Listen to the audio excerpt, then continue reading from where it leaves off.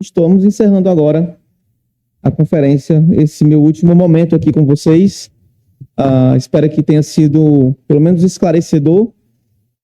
Eu tenho um princípio toda vez que prego, é que antes que aconteça algum tipo de manifestação exterior daquilo que eu preguei, eu espero que haja uma manifestação de compreensão interior.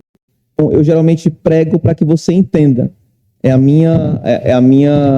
O meu valor, é um dos valores que eu tenho quando eu prego. Então, o meu desejo é que você entenda. E na medida que entende, aplica e segue a sua vida com Jesus. Amém?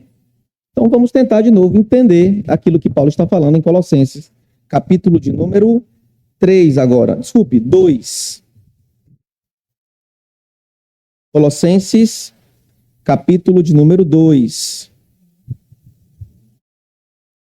Versículo de número 6.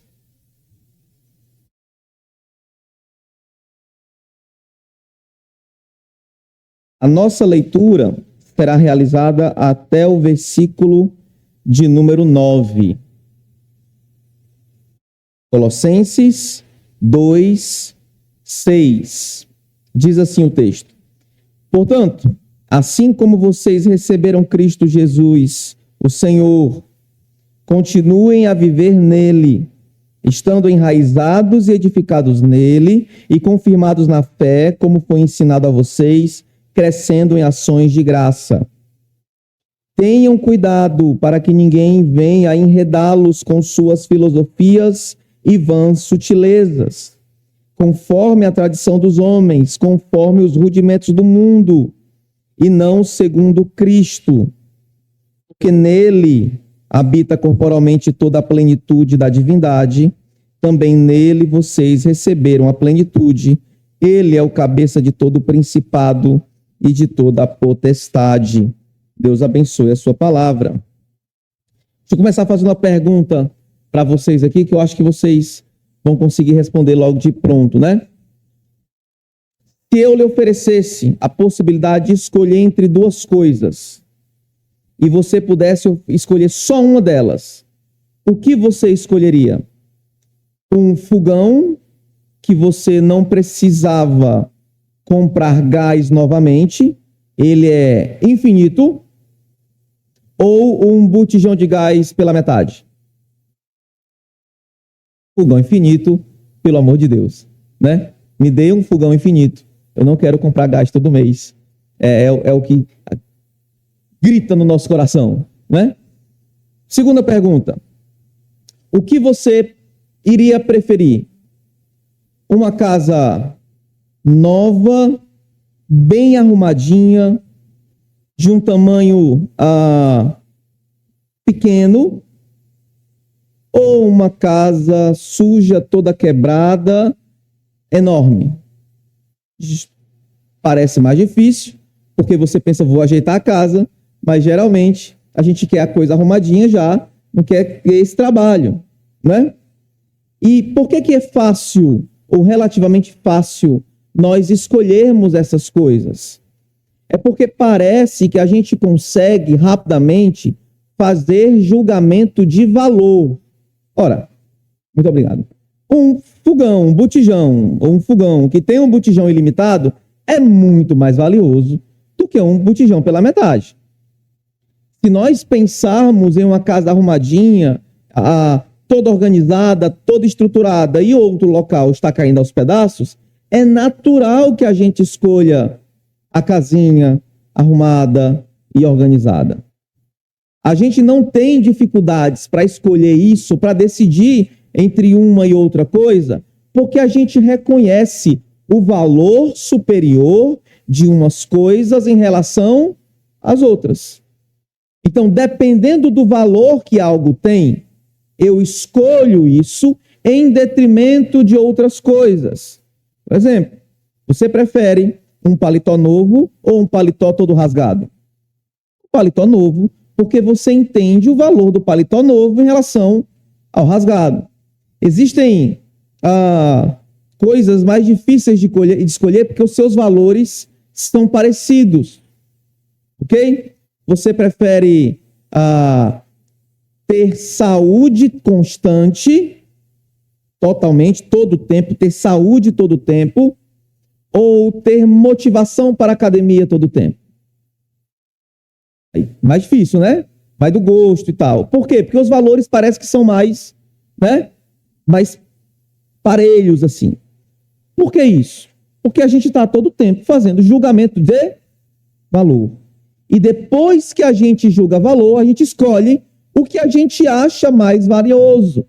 Tanto é que quando a gente erra nessa avaliação, a gente geralmente usa um ditado, ó, nem tudo que reluz é ouro, porque a gente entende que às vezes a gente erra na nossa avaliação.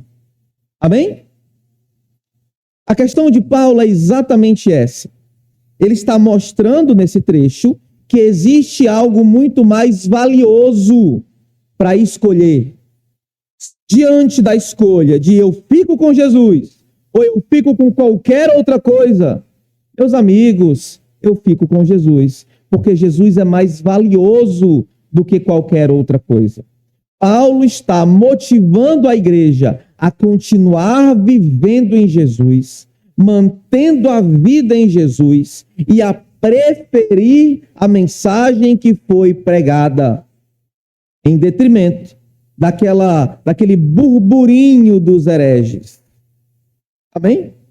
Você já entendeu o sentido, a síntese do que a gente vai conversar hoje. Em geral, prefira continuar em Jesus. Se mantenha em Jesus, porque Jesus é a nossa esperança e não qualquer outra coisa que exista aí fora. Amém? Eu separei o texto em 3 partes. Primeiro, versículo 6 até o versículo de número 7. Continuem a viver nele. É o que eu vou tratar. Segundo, versículo 8. Cuidado com o que tira você dele. Continue a viver nele. Cuidado com aquilo que lhe tira dele, de Cristo.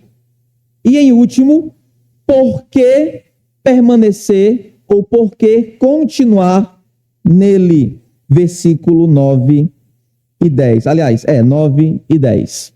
Esse vai ser o nosso caminho. Eu vou ler o texto, explicar, até o final, onde eu vou fazer aplicações, falando sobre missões, sobre esperança, sobre a gente e a cidade. Amém?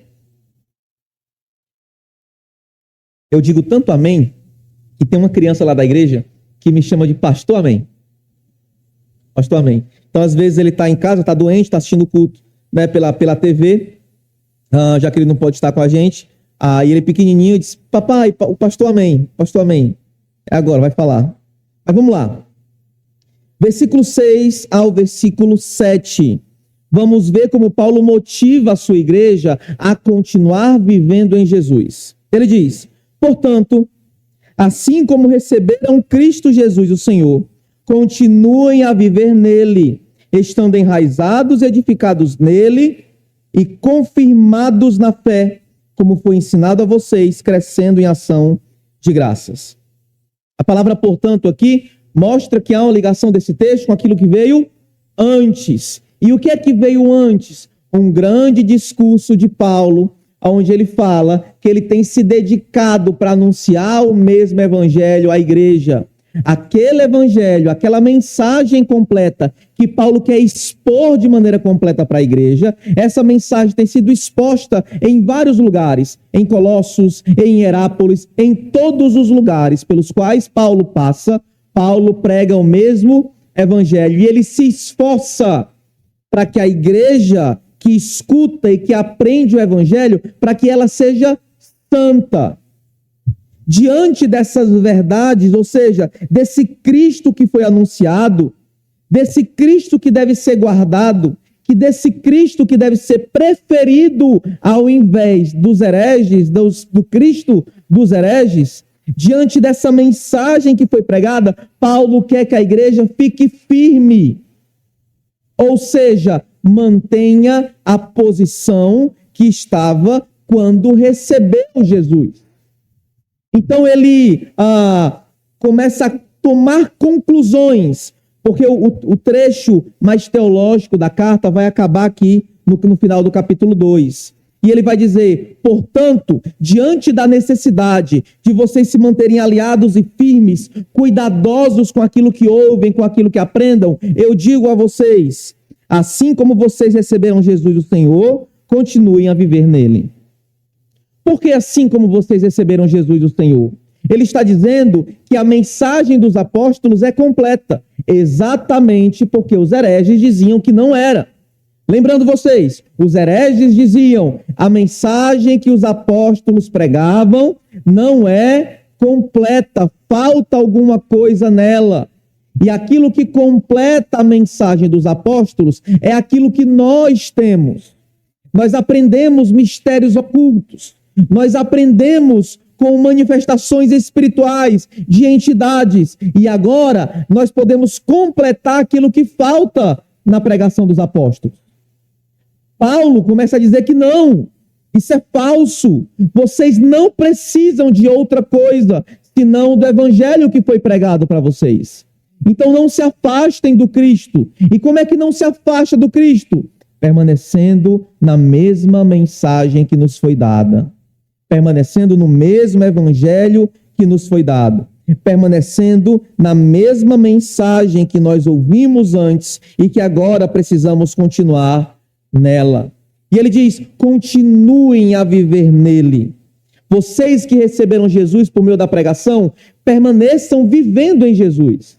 E aqui um ponto importante, porque a pregação do evangelho não forma apenas conhecedores, não forma apenas intelectuais. A pregação do evangelho forma praticantes. Continuem a viver nele. Ouvir o evangelho e ouvir o evangelho e crer em Jesus não significa uma fé afastada da prática. É sempre uma fé encarnada na vida. É sempre uma fé que é vivida constantemente. Ouvir o evangelho e crer em Jesus é igual a viver em Jesus. Não há separação, não há crente não praticante. Isso não existe.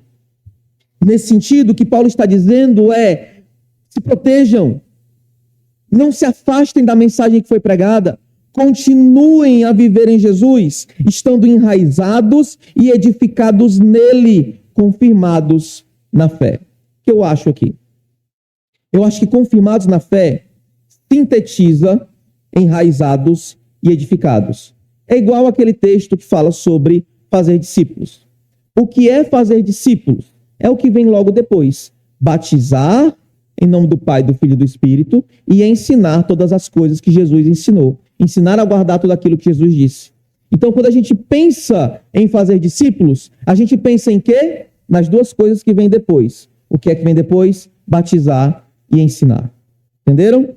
Então, aqui se manter confirmado na fé, para mim, significa estar enraizado e estar edificado em Jesus. E o que significa estar enraizado e edificado em Jesus? Estar firme, inabalável, não apenas conhecer a fé, mas estar convicto da fé. Essa fé tem profundidade em você. Você tem crescido nela. E nesse sentido, nós entendemos o confirmados na fé. Há, de fato, fé verdadeira em vocês. E eu consigo perceber fé verdadeira em vocês quando vocês continuam a viver nele. Qual é o maior sinal de uma fé verdadeira? Perseverança. Eu e você, em algum momento, a gente vai enlouquecer. A gente vai enfraquecer. A gente vai ser tentado. A gente vai pecar. Em um momento ou outro, eu e você vamos nos encontrar dentro de dilemas que a gente não tinha antes, mas que parece que agora as trevas pairam sobre nossas cabeças e sobre nossos corações. Isso significa que eu sou menos crente? Na verdade, o que dá maior evidência da nossa fé, meus irmãos, não é a gente nunca passar por dificuldades, não é nós nunca termos passado por crises, não é nós nunca termos dúvidas, é nós perseverarmos diante das crises, perseverarmos diante das dúvidas, perseverarmos diante das dificuldades, perseverarmos diante das trevas. Então, o que Paulo está dizendo é: continuem a permanecer em Jesus, permaneçam, estejam confirmados, firmes nele, mesmo diante de muita gente, falando muita coisa diferente. Vocês vão ser tentados porque pessoas estão falando uma série de coisas em Jesus, sobre Jesus, ou sobre a fé, ou sobre religiosidade. O seu trabalho não é outro se não permanecer na mesma fé entregue pelos apóstolos, se não permanecer nas mesmas verdades da palavra de Deus, se não permanecer no mesmo Jesus em que você estava antes. Continuem a viver nele, edificados e firmes, confirmados na fé, segundo nos foi ensinado pelos apóstolos, e sempre com o coração grato.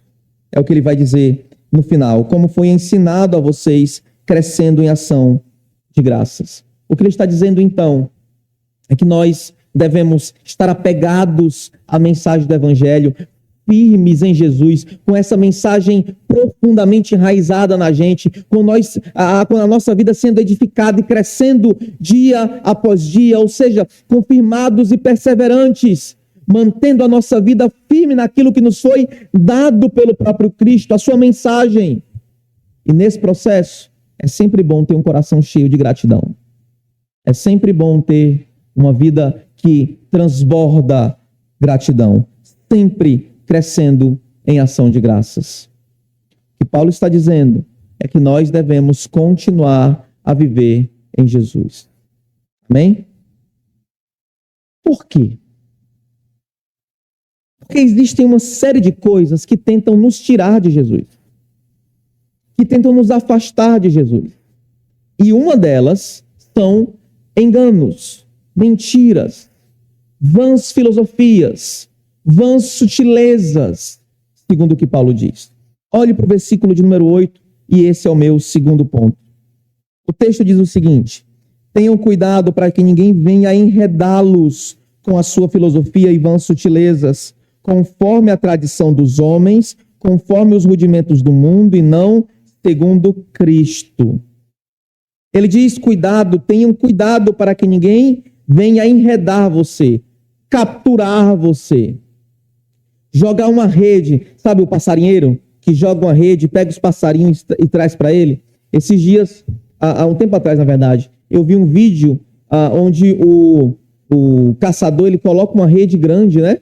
Uma rede grande, clara, ele arma, e no final do dia, ou no começo do dia, os passarinhos vão e eles batem na rede e se enrolam na rede porque eles não conseguem ver a rede. E parece que o medo, o receio de Paulo é que aqueles que deveriam continuar vivendo em Jesus, perseverar em Jesus, comecem a ser enredados, amarrados, capturados por uma série de ideias que estavam sendo correntes na sua época. Uma série de pessoas que estavam mentindo sobre a fé, que estavam falando de um Jesus diferente, de outro Cristo, ou seja, outro evangelho, outra mensagem. E Paulo diz: na medida em que vocês se entregam a Jesus, vocês se afastam do falso Cristo. Na medida em que vocês se doam à verdade, vocês se afastam da mentira. Paulo chama essas mentiras de filosofia e vãs sutilezas. E aqui nós temos um problema grande. Porque muita gente usa esse texto e aplica esse texto, eu acredito, de uma maneira equivocada. Há quem diga, tá vendo? A Bíblia disse filosofias e vãs sutilezas. Ou seja, é pecado fazer faculdade de filosofia. Não é isso que Paulo está dizendo. Definitivamente não é isso que Paulo está dizendo. Ou é proibido fazer a faculdade de história, porque eles vão ser sutis nos seus ensinos e vão tirar você de Jesus. Bem, não é isso que Paulo está dizendo. Tudo aquilo que é filosofia e vã sutileza, para Paulo, tem a ver com aquilo que vem por tradição de homens. E, por consequência, rudimentos do mundo e não segundo Cristo. O que são tradições de homens? O que são rudimentos do mundo? Isso são filosofias. Isso são vãs sutilezas. Se você ler o texto mais à frente, você vai ver que tradições são essas. Tradições que são sombras de bens vindouros, que são ideias humanas, que tentam ser um meio de agradar a Deus pelas suas próprias forças. Rudimentos do mundo provavelmente fala de ideias sobre elementos, coisas elementais do universo que fazia parte da religião da época. Então o que Paulo está dizendo aqui é basicamente uma coisa: cuidado com as misturas religiosas que você faz. Cuidado com isso. Paulo não está proibindo de estudar filosofia. Tem gente que olha para o texto e diz, olha, tudo aquilo que é faculdade humanista, você não pode fazer. Mas não é isso que o texto diz. O texto diz, cuidado com as suas tradições, porque as suas tradições podem perverter a verdade de Cristo. Que tradições são essas? Tudo aquilo que faz você achar que o seu esforço é suficiente ou completa a obra de Jesus. Cuidado com as misturas religiosas. Paulo diz que isso são ideias sutis que correm pelas nossas cabeças. E deixa eu mostrar para você que eu e você temos muito dessas coisas. Por exemplo, imagina que você teve uma série de problemas financeiros. E logo depois dos seus problemas financeiros, você teve o carro roubado. Logo depois do carro roubado, você teve a geladeira roubada. Logo depois da geladeira roubada, você teve o guarda-roupa roubado. Logo depois do guarda-roupa, aí você diz, não, pastor, para, né? Tá bom. Não estica muito não, já tô com medo, né? Você teve uma série de coisas roubadas. No final da semana, você senta e geralmente pergunta o quê? O que foi que eu fiz para merecer tudo isso? Não é não? Geralmente é isso que a gente pensa. Mas se a gente for sincero, a gente vai perceber que essa pergunta revela legalismo. Porque parece que a única justificativa para o mal chegar até mim é porque eu fiz alguma coisa errada. Ou seja, somos mais amigos de Jó do que o próprio Jó. Filosofias e vãs sutilezas. O nome disso é legalismo. Igual, esses dias eu estava conversando com a Uber, eu tenho um ministério com o Uber, tá? Eu pego tanto Uber, eu tento pregar para eles, que às vezes, sai naturalmente, eles estão contando a vida deles para mim. E eu lembro que uma pessoa específica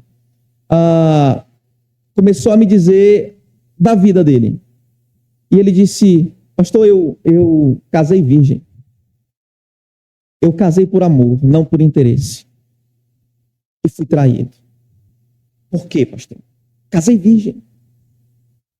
Gente, isso significa dizer que haverá sucesso no casamento? Não. O nome disso é legalismo. O que diz que um casamento vai ser bom ou não é o quanto do coração dos dois está em Jesus, meus irmãos. Não a condição, porque senão quem pecou antes do casamento não poderia ser feliz, não é não? Não poderia ter um casamento abençoado, não é não? Qual é o problema dessa ideia? Legalismo, filosofias e vãs sutilezas. Ninguém aqui, pelo menos, né, que me parece, foi para a faculdade de filosofia. É doutor em filosofia. Ninguém sentou, porque filosofia é um curso que ninguém quer, geralmente, né? Ninguém sentou para estudar na faculdade, filosofia na faculdade. Mas todo mundo tem uma filosofia errada. E uma ideia sutil que vai contra a palavra de Deus, que é mais tradição de homens do que tem relação com Cristo. É ou não? É. Ou seja, Paulo não está falando do que a gente estuda na faculdade. Claro, tenha cuidado com aquilo que você estuda na faculdade. Eu fiz psicologia. Eu fui o único que saiu crente da sala dos 5 anos. O único. Devia ter uns 10. Eu fui o único que não negociou a fé. Tenha cuidado, claro. Porém, não é disso que Paulo fala. Paulo fala das nossas ideias que nos afastam de Jesus. De ideias sutis que parecem verdade e que, quando a gente menos espera, estão ligadas. Eu sou pastor de jovens. É uma das minhas maiores ocupações na Manaim. Eu escuto muita ideia errada. Esses dias eu ouvi um jovem que dizia: eu quero casar logo, pastor, porque eu quero parar com essa solidão. Eu disse: desde quando casamento resolve solidão, irmão? Você consegue passar uma semana inteira sem falar com o cônjuge. Você no seu canto e ele no canto dele. Casamento não resolve solidão, isso é uma ideia errada. E ele disse: é não, pastor. Eu disse: é, macho. Isso é não, pastor. É, macho, eu também aconselho casais. Eu vejo. Porque a gente tem ideias erradas sobre as coisas. E isso acaba afetando a nossa compreensão da vida e começa a ter peso de palavra de Deus. E a gente não entende, porque a gente só pode ter pecado muito para que meu casamento seja ruim, para que eu não tenha conseguido passar no Enem, para que eu não... Isso, aquilo, outro. E já que eu fiz tudo certo, por que não aconteceu o que eu queria? Porque Deus não é Papai Noel. Ele não vem presentear os nossos atos. Tudo que ele faz é gracioso, ninguém aqui merece nada. E eu acho que a gente deveria se preocupar muito mais com isso do que com o currículo da Faculdade de Filosofia. A gente não entende, não percebe como vãs sutilezas, filosofias sutis estão na nossa cabeça, no nosso coração, com o mesmo peso de palavra de Deus. Paulo então está dizendo: permaneçam em Jesus e tomem cuidado para que vocês não sejam enganados por ideias que têm peso de palavra de Deus, mas que se afastam você de Jesus. Que nublam a imagem do verdadeiro Cristo, que desfazem o Evangelho, que são mentiras que completam a mensagem. Paulo insiste para que continuemos em Jesus. Ele insiste para que nós não nos entreguemos a ideias erradas. E por fim, ele explica o porquê. Tá, eu entendi. Paulo está dizendo para que eu continue vivendo em Jesus segundo o evangelho que eu recebi. E Paulo está dizendo para eu não me entregar a ideias mentirosas. Mas a pergunta é: por quê, pastor? De vez em quando uma mentira não faz mal. Quer ver? Tem algum torcedor do Palmeiras aqui que acredita no Mundial? Ó, que tem, né? Parece que algumas mentiras não fazem mal, né? Mas não, fazem sim. Tirem todas as mentiras de vocês. Tá bom? O Paulo ainda explica o porquê. Você pode estar pensando: mas tá, por que eu tenho que lutar tanto para questionar aqui aquilo que eu entendo, aquilo que eu penso, as minhas ideias? Porque plenitude, salvação, porque vida com Deus, porque santidade só vem por meio de Jesus. E Paulo explica o porquê que a gente deve continuar em Jesus e o porquê a gente deve se afastar de filosofias e vãs sutilezas a partir do versículo de número 9. Primeiro porquê, ele diz: porque nele habita corporalmente toda a plenitude da divindade. E o segundo porquê, porque também nele vocês receberam a plenitude.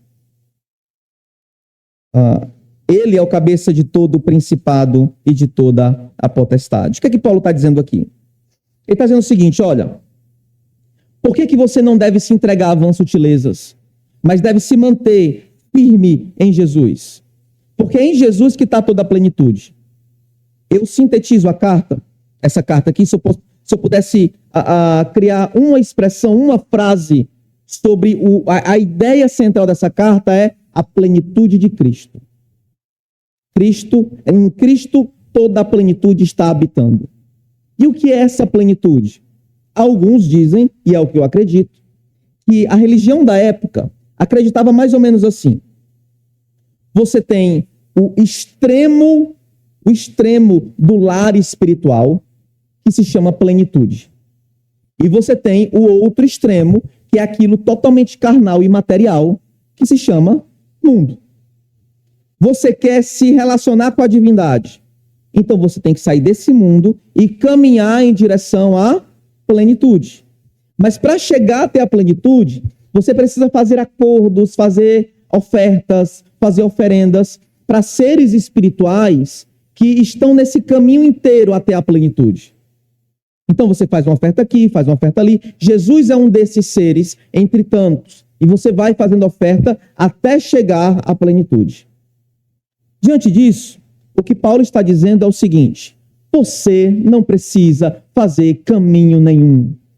Esse Cristo que foi pregado para vocês, nele está a plenitude. Se você quer um caminho para chegar a Deus, é Jesus. Se você quer percorrer todo esse caminho que você acha que tem, para chegar até a Deus, Jesus é esse caminho. Chegou em Jesus, ultrapassou toda a plenitude. Nele está toda a plenitude da divindade. Você se encontra com o Senhor quando se encontra com Jesus. Você se encontra com Deus quando se encontra com Jesus. Você tem a Deus quando tem a Cristo. Nele habita corporalmente toda a plenitude. Eu acho que ele está fazendo isso exatamente porque os falsos mestres diziam que tudo aquilo que é material é ruim e tudo aquilo que é espiritual é bom. Ou seja, se isso aqui é carne, é caído. Se algo é intelectual, é espiritual, é melhor. Mas Paulo faz questão de dizer: Jesus veio em carne. E é nesse Cristo, que é corpo, que é carne, que habita toda a plenitude. O que ele está dizendo é que esse Cristo, a semelhança de homem, nele o próprio Deus se revela. E nele nós podemos encontrar o próprio Deus. Amém? Então, por que eu devo continuar em Jesus? E por que eu devo me afastar dessas filosofias e vãs sutilezas? Porque em Jesus está toda a plenitude. Eu não preciso completar a mensagem com nada. Eu não preciso pegar algumas mentiras que me fazem bem e adicionar ao Evangelho. O Evangelho é suficiente para me colocar no lugar certo. Se eu agora questiono todas as suas mentiras, tudo aquilo que você acredita errado sobre você mesmo, sobre Deus e sobre o mundo, e me desculpem, é muita coisa que a gente acredita. Eu lembro de um outro aconselhamento, eu tenho muitos exemplos, porque é uma das coisas que eu mais faço, de um homem que foi lá em casa e ele tinha um medo muito grande de morrer. E ele disse para mim: pastor, eu tenho medo de morrer porque eu gosto tanto de fazer as coisas, de viajar, de voltar, eu gosto de viver. Eu disse: porque tem algum problema na sua fé, né? Joguei o baque. Ele disse: mas por quê, pastor? Porque você vive uma vida sem eternidade. Você acha mesmo que depois que você morrer aqui acabou? E que você vai ter um tempo... O único momento que você tem para desfrutar e para viver sua vida é agora? Não, cara. Em Cristo você tem uma eternidade inteira para viver. Porque você está maluco atrás de prazer, com medo da morte, achando que a morte vai te privar de viver.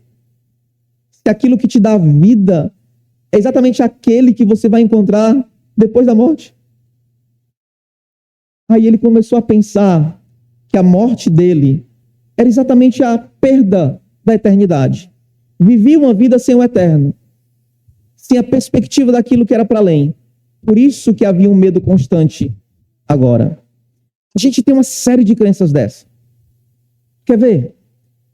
Às vezes, quando você faz algo errado, você começa a, depois de pedir desculpas ou perdão, você começa a fazer um bocado de coisas tentando, né, pagar aquilo que você fez, né? De alguma maneira, ressarcir a pessoa. Ok, às vezes precisa. Mas será que isso não é só legalismo? Eu lembro muito de aconselhamentos com homens que faziam algo errado, brigavam com a esposa e no outro dia tinha flores, tinha chocolate, tinha romance, tinha até chão varrido, roupa lavada. A minha pergunta é: por que isso tem que ser uma atitude legalista se poderia ser uma atitude de amor? Porque ele acredita que ele precisa, de alguma maneira, mostrar valor para ele ou fazer isso para que ela perdoe. Nós temos dois problemas. Ela não perdoa por isso e nem ele é perdoado por isso. Nós somos perdoados porque Jesus nos perdoa e porque Jesus nos mandou perdoar. Entenderam? Mas a gente acredita nesse tipo de coisas. E geralmente porque Jesus para de ser pleno. Porque de repente Jesus não é tratado mais como sendo a plenitude, habitando nele a plenitude da divindade. Entenderam isso? Então o meu ponto é, diante desse Cristo que é pleno, nós lidamos com o mundo a partir de Cristo, a partir de Jesus, segundo aquilo que ele diz, segundo quem ele é, perdoando o rapaz que, de novo, deixou a roupa fora do lugar e a toalha na cama, e perdoando a esposa que, de novo, gritou, de novo, tentou agredir e por aí vai. Entenderam? Aí a gente consegue ter perdão de um lado e renovação do outro. Porque você não pode estar convicto de que é correto deixar a toalha em cima da cama, né? O que é que você faz? Você muda de vida também. Não para ser perdoado, mas porque foi perdoado. E por que isso é possível? Porque Jesus é tudo aquilo que a gente precisa para viver essa vida renovada. Quer ver como eu sei isso? Versículo 10. Também nele vocês receberam a plenitude. Ou seja, o que é que Jesus está dizendo? Aliás, o que é que Paulo está dizendo? É que Jesus, nele habita toda a plenitude. Amém? E quando nós nos aproximamos dele, essa plenitude, ela é transbordada em nossa vida. Não é que você é pleno, é porque o próprio Cristo derrama bênção, derrama o seu poder ou a sua obra é lançada sobre nós. O que Paulo está dizendo é que para a renovação da alma, para a salvação, é que para nós sermos novas criaturas, é para que nós, para encontrar perdão, nós não precisamos de outro, senão de Cristo. Porque aquele que é plenitude, derrama plenitude sobre nós. E é por isso que nós permanecemos nele. E é por isso que nós nos afastamos de filosofias e de vãs sutilezas. Se você olhar o resto do capítulo, ele vai mostrar como é que essa plenitude cai ou é derramada sobre a gente. Ele vai falar de perdão, ele vai falar do senhorio de Cristo e de uma série de outras coisas. Mas vamos parar por aqui e começar a pensar, tá, mas o que isso tem a ver com missões na cidade, afinal? A primeira coisa, como eu falei ontem para vocês, é de que esse Cristo, que é a nossa esperança, única esperança, sem adições, é também a única esperança da cidade. É a única esperança desse bairro. Assim como esse Cristo que é pleno derramou plenitude sobre a nossa vida, é dessa plenitude que as pessoas ao redor também precisam. É dessa mesma esperança. Jesus em nós, esperança da glória, como Paulo disse alguns versículos antes. Nós, às vezes, achamos que precisamos ser felizes, que nós precisamos ter prazeres, que nós precisamos disso, daquilo outro. Mas diante da palavra de Deus, nós precisamos da plenitude de Cristo. Precisamos aprender do Evangelho, precisamos ser relembrados das verdades e precisamos que as mentiras sejam afastadas da nossa vida. Assim como nós precisamos, meus irmãos. Muita gente aí fora aparece porque a nossa esperança também é a esperança deles. A esperança é que o próprio Cristo derrame da sua plenitude sobre eles também. Amém? E o segundo ponto é que Paulo diz para continuar vivendo em Jesus como vocês foram ensinados. Meus irmãos, a mensagem chegou neles de alguma maneira. Para que Paulo chame eles à perseverança, eles primeiro foram encontrados por essa mensagem. Eles primeiro ouviram essa mensagem. Nesse sentido, se aí fora há quem precisa do Evangelho, aqui dentro há quem deve anunciá-lo.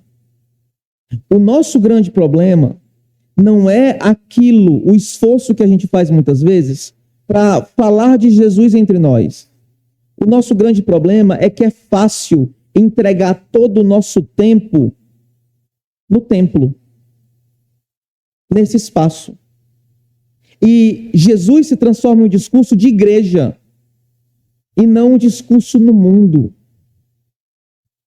Jesus desaparece da nossa vida toda vez que a gente sai da igreja. Ele desaparece da nossa linguagem toda vez que a gente sai. O que eu estou dizendo é que para chegar ao ponto da perseverança, esses irmãos ouviram a mensagem. E a gente precisa ensinar as pessoas lá fora também. Você talvez não seja um grande pregador. Talvez você não seja um daqueles pregadores do vozeirão, sabe? Não seja um daqueles pregadores eloquentes. Talvez você não saiba as respostas para as perguntas dos jovens universitários. Mas se você sabe falar de Jesus, você tem a mensagem que salva almas. Você está entendendo isso? Paulo não está dizendo que a gente precisa ir com todas as ideias possíveis. Paulo está dizendo que a gente precisa apenas mostrar quem é Cristo, anunciar a mesma mensagem que nós aprendemos. Ou seja, você ouviu o Evangelho? Você confessou Jesus depois da pregação do Evangelho? Mas pregue esse Evangelho. É este o ponto.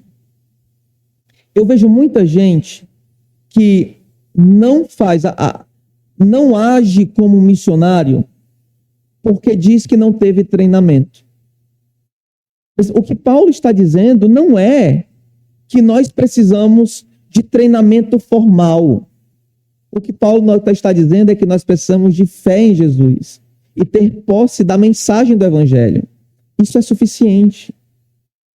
Eu lidero um grupo de jovens que faz missões em escolas, universidades e por aí vai. E eu sempre respondo muitas perguntas dele. Esses dias, uma moça, a líder de um grupo lá no Aritzá, veio perguntar o que é que eu diria para um jovem que está começando a caminhar para o catolicismo, acreditando que deve pedir oração para os mortos. Aí eu dei vários argumentos para ela. Entre elas, né, porque ele disse que pedir oração para quem morreu, para um santo, é como pedir oração para um amigo. Então pede para mim. Né? Pede para mim que eu oro por você. E eu argumentei. E no final, eu ia lembrá-la de uma coisa. E ela lembrou o que eu já tinha dito para ela. Ela disse, pastor, eu lembro muito bem que o senhor disse que argumentos não salvam. Você argumenta, já teve essa experiência, argumenta, gira, e no final, nada muda. A pessoa continua acreditando que acredita, continua longe de Deus, e você argumentou, e não deu certo em nada. A gente acredita que é a nossa argumentação, que vai salvar as pessoas. Não é. Você só precisa do Evangelho e de Deus para mudar o coração das pessoas. Então entendam, se vocês têm o Evangelho, vocês já têm tudo o que precisa para encontrar as pessoas nessa cidade e revelar para elas o amor de Deus. Amém? A minha conversão foi depois do culto. Eu ouvi o pastor pregar durante 1 hora e 10 minutos. E eu saí de lá incrédulo. Mas depois veio um irmão, numa Monark, e conversou comigo 30 segundos. E basicamente disse que Deus tem um plano na minha vida. E que Deus me quer do lado dele. E que Deus estava me chamando.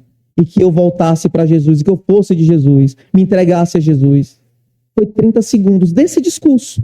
Daquilo que eu não acho que é evangelismo. Eu não acho que é evangelismo mais.